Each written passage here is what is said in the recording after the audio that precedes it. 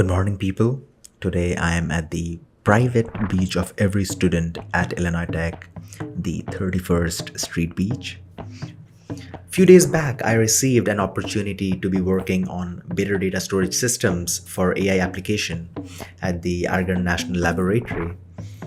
It comes under the US Department of Energy, as it was initially a nuclear research facility tasked with creating the initial nuclear reactors, though now it houses the world's most advanced and fastest supercomputer, Aurora, which has the ability to do 1 exaflop operations in a second. Just to tell you about the scale of it, if every human being takes 1 second to do one small addition, it'll take all of humanity combined 4 years to do the calculation Aurora does in 1 second. I wanted to share some of the things which I've learned while going through the process. But first, here's a short clip of the last 4 or 5 months. Right now it's 4 a.m. in the night, and I'm just coming from Illinois Tech, from the IIT Tower. We're studying, and as you can see, everything is frozen. If it is frozen, it's snowing right now.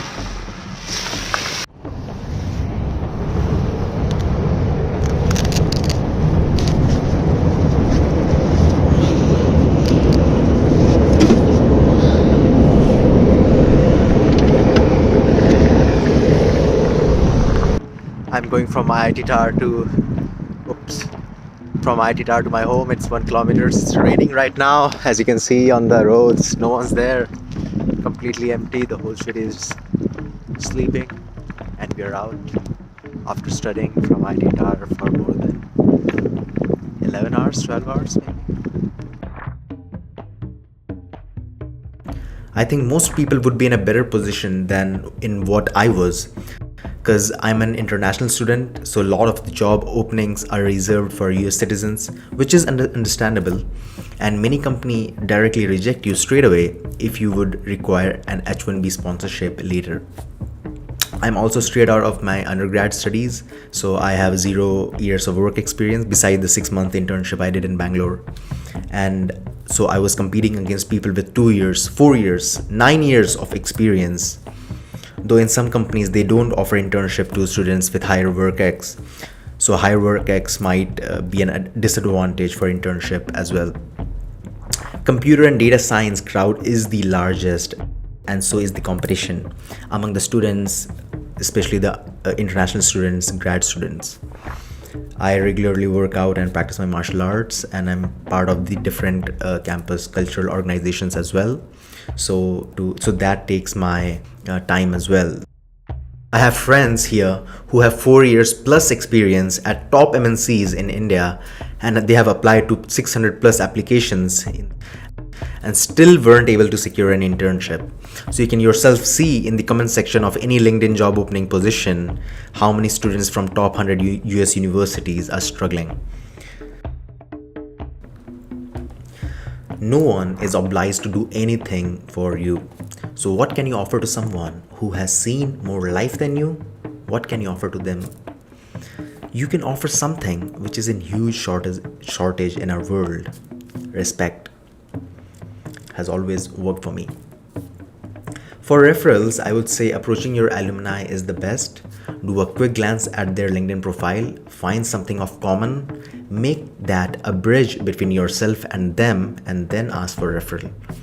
Also, build connections when not in the job search. If you're genuinely interested in your field, in general, keep making relationships with important people in the field.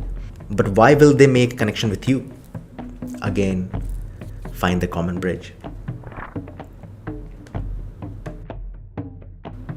Have a very strong sense of what you exactly want. Why is love blinding? Because it overshadows other priorities. If you genuinely love what you are going after and you know what you want, it'll be easy for you to prioritize everything. If you've seen the movie 12 Fail, Manoj, the main character, didn't know what will he eat, where will he sleep. He's least bothered by that. Manoj की जो यात्रा रही जिसमें कुछ नहीं पता था कि अगले महीने का खाने का क्या होने वाला है, पढ़ने का क्या होने वाला है, किराया कैसे देने वाले हैं, लेकिन सपना बड़ा साफ, एकदम क्लियर कि हाँ नहीं मैं कर ले जाऊंगा. वो विश्वास, वो जिद, वो बड़ी जबरदस्त. Other people might show pity for you, but you exactly know what you're doing.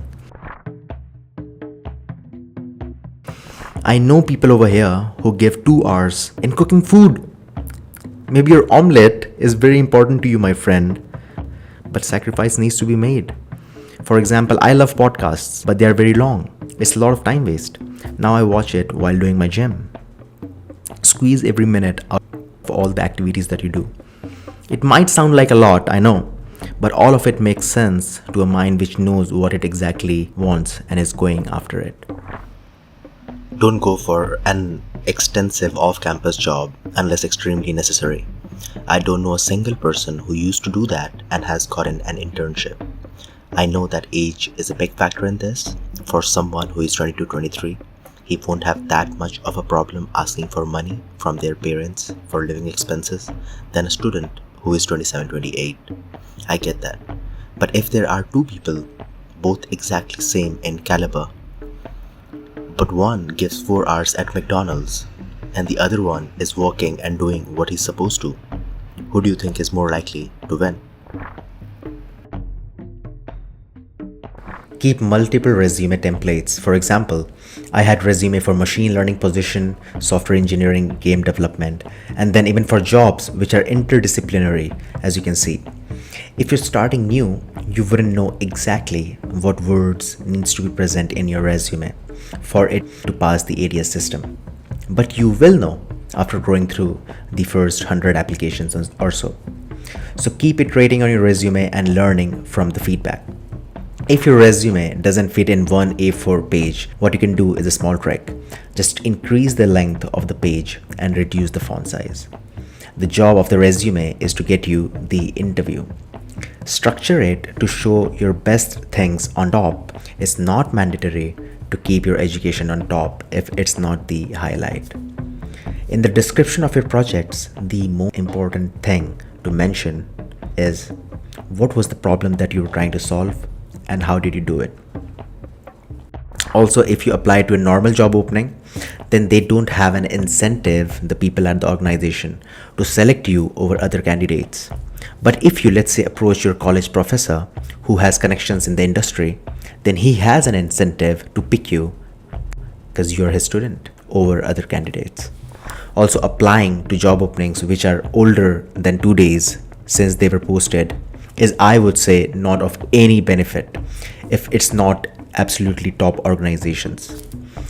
Your resume might not even be checked because they will find a suitable candidate from the first few hundred applicants. Also, never over approach people you know on emails. What do I mean by that? I've seen people asking, I'm looking for an intern summer position at your laboratory, for example. Do you think the professor will reply to you in the mail, yes, I have a position, here's your offer letter? Of course not. It's guaranteed that there will be an interview.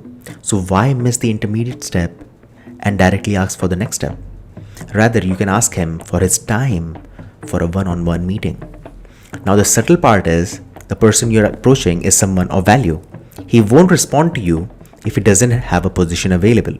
So if he replies, most probably he has a position and it saves his time and your time. If you're stuck with me till now, I'm sure you have found the video useful. Please do share it wherever you can. If you do that, you'll have a brother in me. Ask me anytime else. Who cares?